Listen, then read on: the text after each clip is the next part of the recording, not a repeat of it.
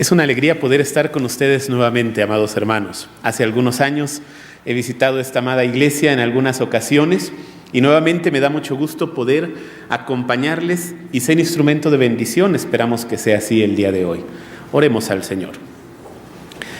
Señor y Padre, damos gloria a tu nombre en este día. Te agradecemos porque podemos ver tu misericordia en nuestras vidas. Y hoy, Señor, que estamos celebrando tu nombre, proclamando tu palabra, te rogamos que nos hables a nuestro corazón, nos enseñes a confiar y esperar en ti. Permite, Padre, que tu Espíritu sea el que nos dirija en esta hora, que nos aliente, nos inspire y nos dé unidad, porque necesitamos esa unidad para dar testimonio de nuestra fe, que somos hijos tuyos y que vivimos tu evangelio plenamente.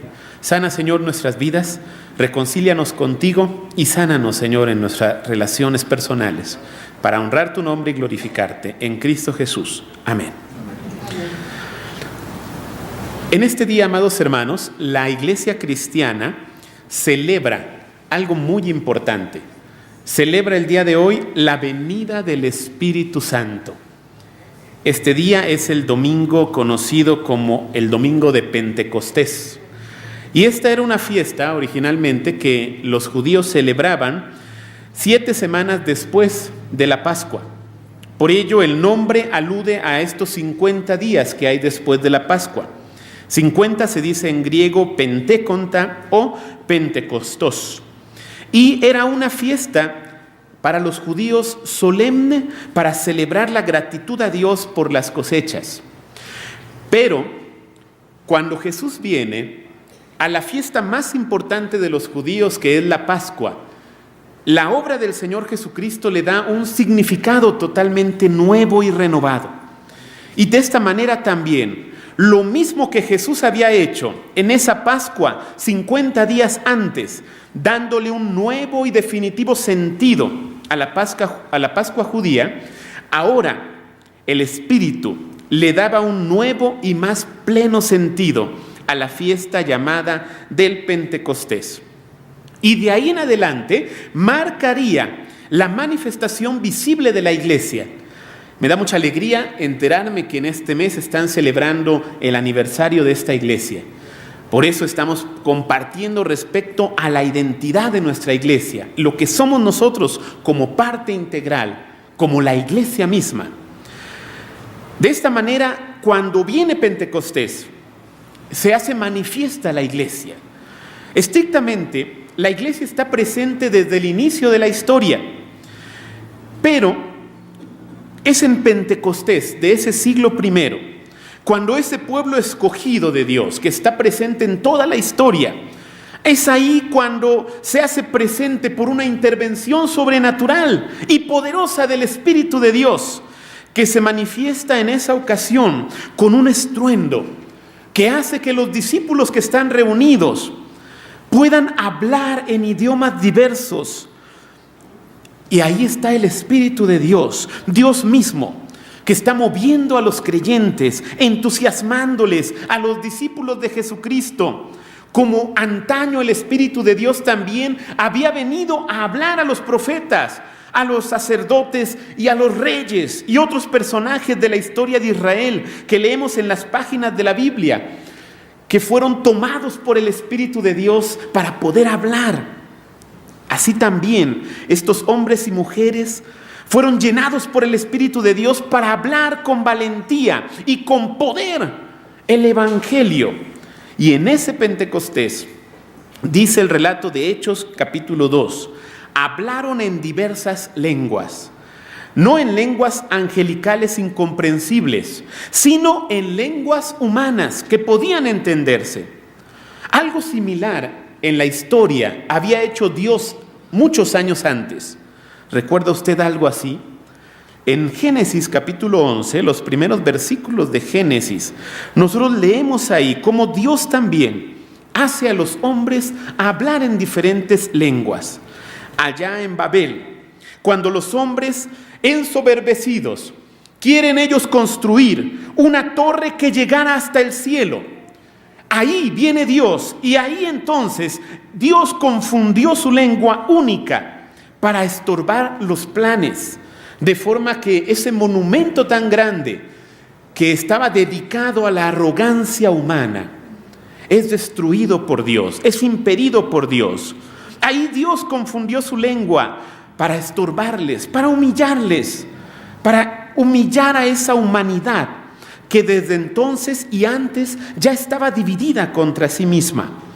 En ese entonces, en Babel, la humanidad quedaría dividida por las barreras del lenguaje. Pero en realidad no es el lenguaje lo que divide. Podemos ver nuestra propia realidad, nuestro país, con tanta desigualdad y división, a pesar de que hablamos un solo idioma. En nuestra América Latina, tan lastimada por la fragmentación, a pesar de que tenemos un idioma en común. Porque en realidad no es el lenguaje lo que divide, sino la contaminación malvada en el corazón. Eso es lo que provoca envidias, enemistades y pleitos interminables entre el ser humano. Pero ahora, después de que ocurrió eso en Babel, Dios vuelve a operar ese milagro de hacer hablar a un grupo de hombres y mujeres en otras lenguas para cerrar ese ciclo iniciado en Babel. Y antes, ahora las lenguas diversas van a servir para anunciar las buenas nuevas de salvación, para anunciar que es el turno de Dios de actuar, viniendo a reconciliar consigo al mundo por medio de su Hijo Jesucristo.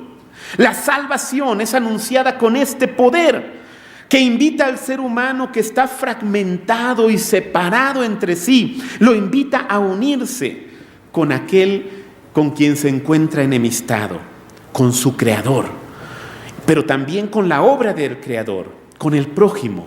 Es lo que hace el Espíritu Santo al venir, manifestar que Dios ha reconciliado consigo al mundo, y entonces invita para que el ser humano, por medio de Jesucristo, reconciliado con Él, pueda vivir también reconciliándose con sus hermanos. Aquellas lenguas que en Babel habían dividido para estorbar los planes egoístas del hombre y evidenciar su pecado, ahora en Pentecostés vienen a unificar a una nueva humanidad, a establecer una comunidad nueva que vive reconciliada con Dios y reconciliada entre sí por medio del perdón de los pecados por sola gracia.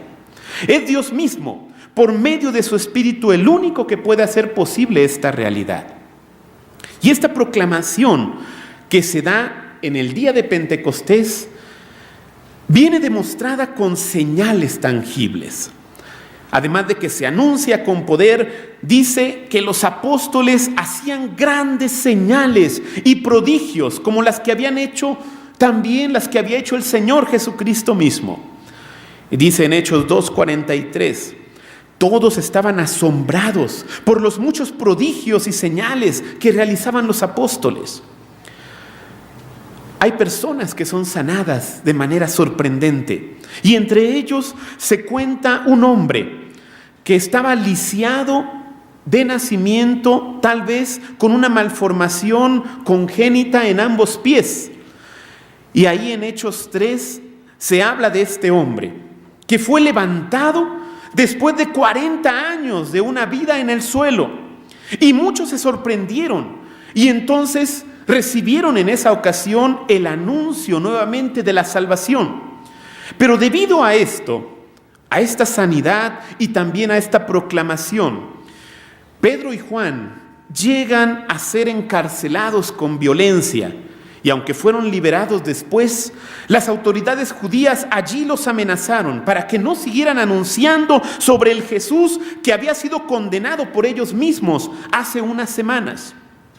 Pero ellos, cuando fueron liberados, ellos oraron de nuevo y se reunieron como en ese día de Pentecostés.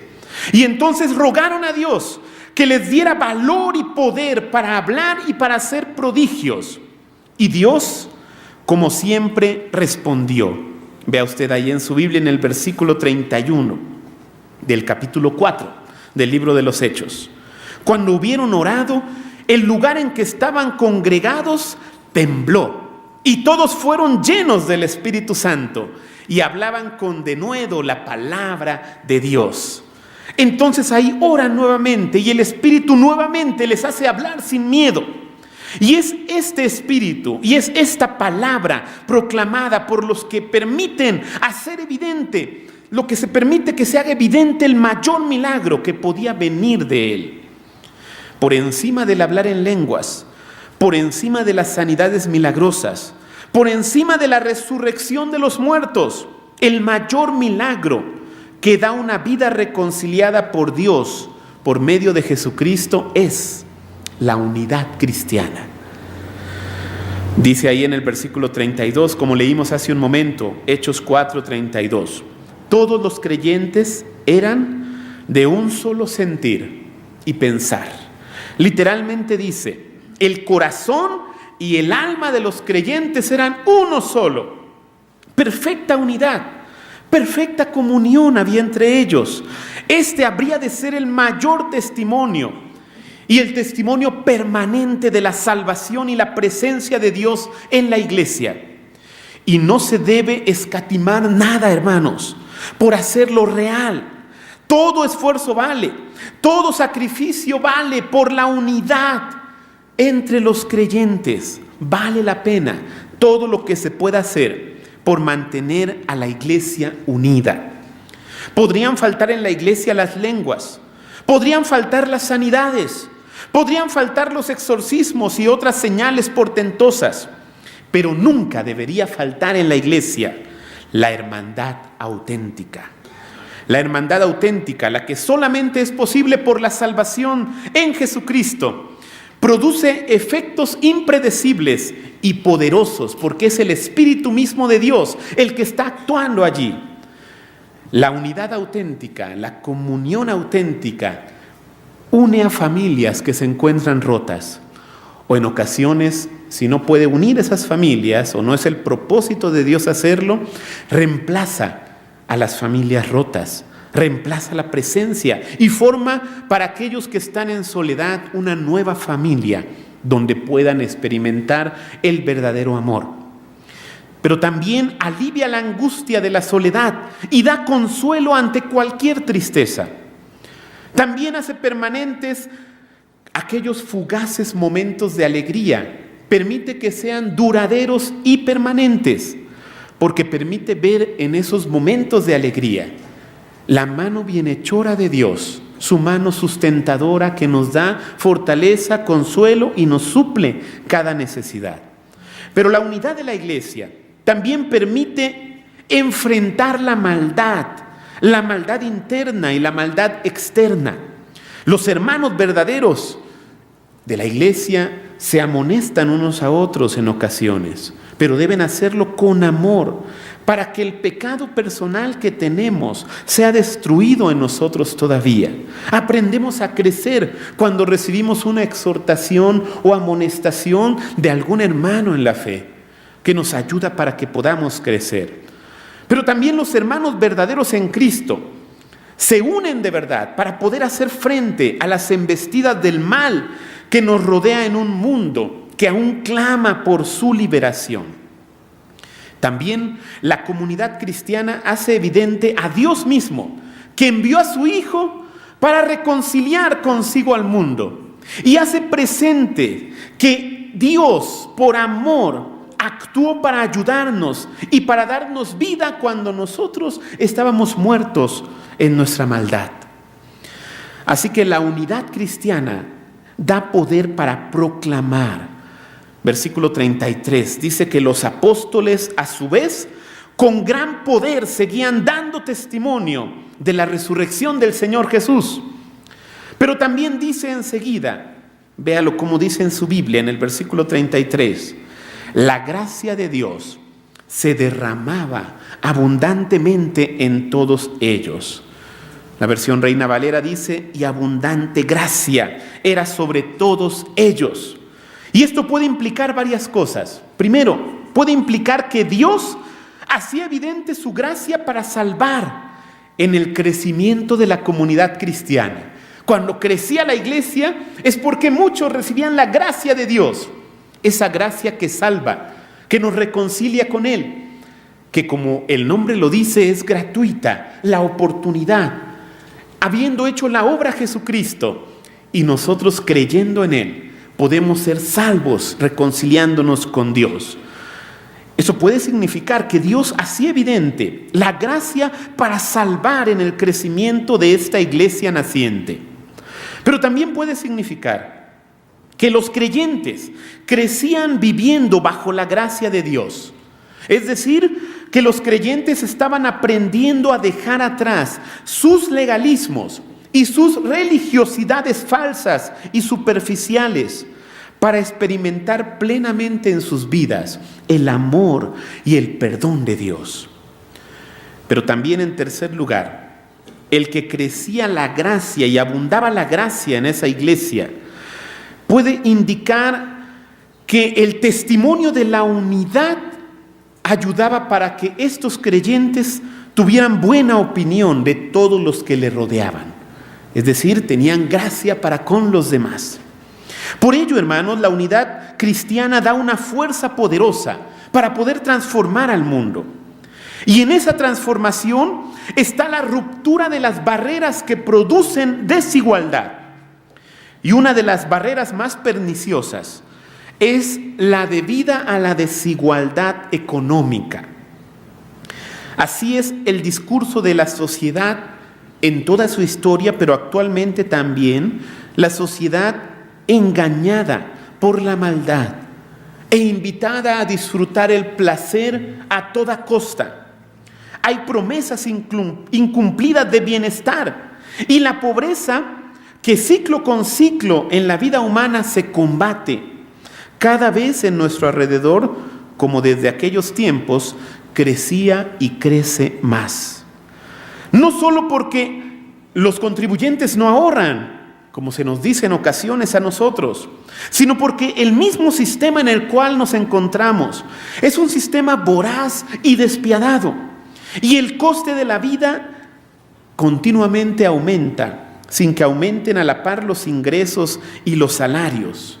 Por eso, hermanos, en esta dinámica solamente algunos se benefician, algunos poderosos, algunos que saben manejar los hilos para beneficiarse de la esperanza de los demás. Ante este desborde de envidia y aprovechamiento de los demás, hay una opción en el Evangelio que es totalmente distinta. Y Jesús mismo la enseñó con sus palabras, cuando dice: mas buscad primeramente el reino de Dios, y todas estas cosas os serán añadidas. Y luego dice el Señor ahí en Lucas capítulo 12, versículos 31 al 34: no temáis, manada pequeña, porque a vuestro Padre le ha placido darles el reino. Vended lo que poseéis y dad limosna. Haceos bolsas que no se envejezcan, tesoro en los cielos que no se agote, donde ladrón no llega ni polilla destruye, porque donde está vuestro tesoro, allí estará también vuestro corazón. Los seguidores de Jesús solo podrían cumplir esto con la intervención poderosa del Espíritu de Dios, porque dice ahí en Hechos 4, 34 y 35, pues no había ningún necesitado en la comunidad. Quienes poseían casas o terrenos los vendían y llevaban el dinero de las ventas y lo entregaban a los apóstoles para que se distribuyera a cada uno según su necesidad. Esto es parte importante que la iglesia está llamada a hacer, la verdadera iglesia, a no ser indiferente a la necesidad del hermano. Sí, necesidad espiritual, por supuesto, pero también necesidad material. Esto es una evidencia poderosa de la fe verdadera, cuando los hermanos se pueden apoyar en la necesidad. Hace un rato compartía nuestro hermano Carlos de su experiencia y me sorprendió a mí también, tal vez como usted, hermano, ver cómo se levantaron tantos creyentes, tantos hermanos que pusieron de rodillas su vida para orar y clamar, intercediendo a Dios por la salud, para que estuvieron acompañándole, que le llamaron por teléfono para animarle. Esto es algo poderoso que puede hacer la iglesia cuando se une para poder ayudar al que tiene necesidad. Y en particular aquí, hablando de lo que dice el texto, la necesidad material se tiene que atender también en ocasiones. Dice la epístola de Santiago, capítulo 2, versículos 15 al 17. Supongamos que un hermano o una hermana no tienen con qué vestirse y carecen del alimento diario. Y uno de ustedes le dice que les vaya bien, abríguense y coman hasta saciarse. Pero no les da lo necesario para el cuerpo. ¿De qué les servirá esto? Dice, así también la fe por sí sola, si no tiene obras, está muerta. Está hablando de la importancia de que como creyentes vivamos apoyando la necesidad, respaldando en la necesidad que tienen nuestros hermanos, porque también de esa misma manera nosotros en su oportunidad sin duda seremos ayudados cuando pasemos por tiempos de necesidad. La promesa de Dios para el pueblo de Israel en el Antiguo Testamento había sido, Deuteronomio 15:4, entre ustedes no deberá haber pobres, porque el Señor tu Dios te colmará de bendiciones en la tierra que Él mismo te da para que la poseas como herencia. Esta promesa solamente se cumple en la iglesia auténtica por medio de la intervención del Espíritu, por medio de la sensibilidad que da el Espíritu para que podamos ayudar a nuestros hermanos que padecen necesidad y podamos permitir que vuelva a ocurrir esta experiencia que tuvo la iglesia en Jerusalén, de forma que decían, entre ellos no había ningún necesitado, porque cada quien compartía lo que tenía para atender la necesidad del otro. Y esto, por supuesto, traía alegría y gozo a toda la iglesia. En oportunidades, amados hermanos, he tenido la necesidad de ser ayudado también. He pasado por tiempos de dificultad por causa de enfermedades, por causa de carencias económicas, y doy testimonio también que el Señor nunca nos ha dejado solos, ni a mí ni a mi familia, que oportunamente el Señor ha levantado a personas que sin saber nada, hermanos de diferentes lugares, que sin haber ninguna razón, comparten parte de lo que tienen para ayudarme en la necesidad que pasamos. Estuvimos en Argentina, donde padecimos una prueba muy difícil hace varios años, cuando nació nuestro hijo mayor, hace 10 años. Allá mi esposa estuvo a punto de perder la vida por su embarazo y al dar a luz, y pasamos por tiempos angustiantes, preocupantes por esta situación, que nos llenaron de temor. Pero tanto allá como acá y en muchos lugares del mundo, me di cuenta cómo el Señor estaba poniendo hermanos que apoyaban, allá apoyándonos en su compañía, estando con nosotros día y noche para que no estuviéramos solos y para que mi corazón no desfalleciera. Dios puso una familia allá cuando yo estaba lejos y mi esposa de nuestras familias. Dios levantó a una familia de hermanos que pudieran respaldarnos en ese momento. En la distancia puso personas, hermanos, quienes recibieron la noticia que estábamos padeciendo esta situación. Y nos enteramos de muchas maneras por correo electrónico y llamadas en ese tiempo, que estaban orando por mi esposa para que pudiera vivir y estaban orando por mí para que pudiera ser sostenido. Y acá en nuestra familia y hermanos de diferentes iglesias, muchos tuvieron a bien levantar ofrendas generosas para podernos ayudar a sostenernos en estos tiempos difíciles. Y el Señor en todo esto confortó nuestro corazón, nos alentó en medio de la adversidad y quiso el Señor darnos un beneficio adicional, darle vida y salud a mi esposa para que pudiéramos contar este testimonio. Pero lo más impactante fue, y si Dios hubiera querido en ese momento tomar la vida de mi esposa, hubiese quedado el testimonio poderoso de la unidad de la iglesia en diferentes partes, cerca y lejos, que se inclinaron para poder respaldar oportunamente a alguien que estaba en un tiempo de angustia.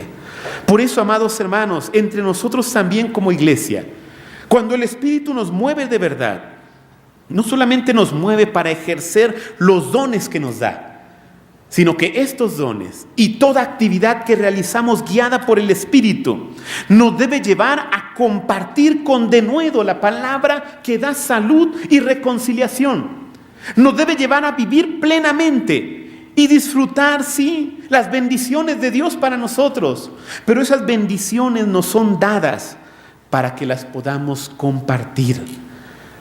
Las bendiciones, la riqueza, la fuerza que tenemos en nuestra vida, la capacidad para orar, la capacidad para hablar o cantar, la debemos realizar y disfrutar, porque es para nuestro deleite, para nuestro bienestar propio.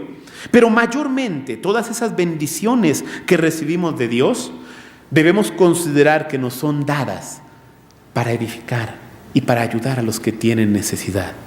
De manera que cuando nosotros recibimos de Dios bendiciones económicas o espirituales, debemos seguir el ejemplo de aquellos que fueron llenos por el Espíritu de Dios en esa ocasión. Compartirlo.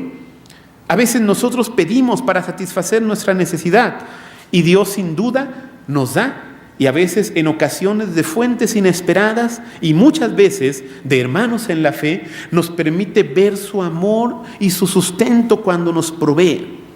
Pero no solamente nos da para suplir necesidades. Cuando nos da, amados hermanos, hay que tener la disposición de, una vez satisfecha nuestra necesidad, poder compartir, poder repartir eso que hemos recibido. Porque al repartirlo, dice la palabra del Señor, también nosotros recibiremos en abundancia.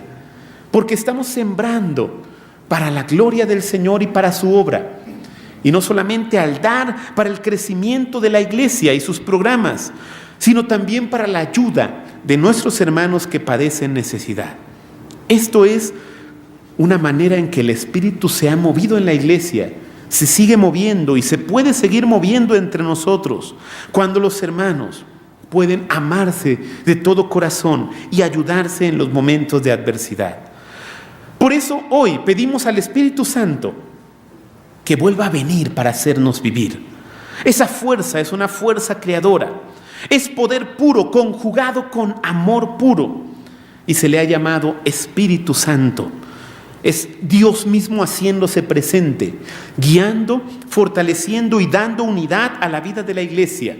Pero también actúa en todo lo que nos rodea, cerca y lejos de nosotros, cuando nosotros podemos ver que Dios está controlando todo lo que ocurre a nuestro alrededor, que está sustentando su creación, pero que nos llama a nosotros, movidos por el Espíritu de Dios y armados con la palabra, a que anunciemos la reconciliación con Dios, a que señalemos con claridad cuando hay pecado y podamos nosotros vivir relaciones reconciliadas por medio del perdón que Dios nos da.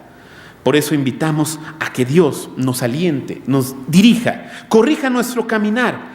Y en ese corregir de nuestro caminar, tiene que quebrantar a veces nuestra autosuficiencia, nuestro egoísmo, el pensar que las cosas las podemos controlar por nosotros mismos y el olvidarnos que es Dios el que tiene el control de todas las cosas. Si tenemos esta seguridad y podemos crecer en ella, entonces podremos estar seguros que el Espíritu de vida, el Espíritu Santo que viene de Dios, es el que está encaminando nuestros pasos y es el que nos está enseñando a vivir y a crecer, perfeccionando nuestra vida para que sea instrumento de la gloria del Señor y sea realidad la presencia de Dios entre nosotros, porque cada uno de nosotros seremos el templo vivo del Espíritu de Dios. Seámoslo así, hermanos, y nuestra iglesia se fortalecerá en unidad. Y esta unidad será el testimonio que necesitamos para fortalecernos y crecer. Porque dijo el Señor Jesucristo, en esto conocerán todos que son mis discípulos, si tuviereis amor los unos por los otros. Oremos. Amado Dios, nuestro Padre, glorificamos tu nombre por esta palabra que nos ha recordado cuán grandes cosas has hecho en favor nuestro, pero sin merecerlo, Señor. Y hemos conocido tu gracia que nos libera de la condenación del mal y del pecado, que nos hace vivir en medio de la muerte, en el cual podemos conocer la vida perdurable, la vida abundante, la vida eterna que viene de ti por medio de Jesucristo, que tú has enviado al Espíritu para que nos consuele en nuestras debilidades, para que nos ayude oportunamente. Pero has levantado a tu pueblo para que viviendo guiado por tu Espíritu pueda también reconciliarse entre sí y pueda vivir y hacer evidente el amor que tú nos das al apoyarnos en nuestra necesidad, al consolarnos en nuestras debilidades, al animarnos cuando estamos afligidos. Padre, permite que esta iglesia sea alimentada por tu Espíritu y que tu Espíritu dirija su caminar, aliente sus corazones, los reconcilie entre sí y que puedan ellos dar un testimonio vivo y eficaz de las grandes y maravillosas promesas que tú has enviado por medio de tu Hijo Jesucristo. Delante de ti quedamos con gratitud. Guíanos para hacer tu voluntad, a no ser solamente oidores de tu palabra, sino hacedores de ella. En Cristo Jesús. Amén. Que Dios les bendiga, hermano.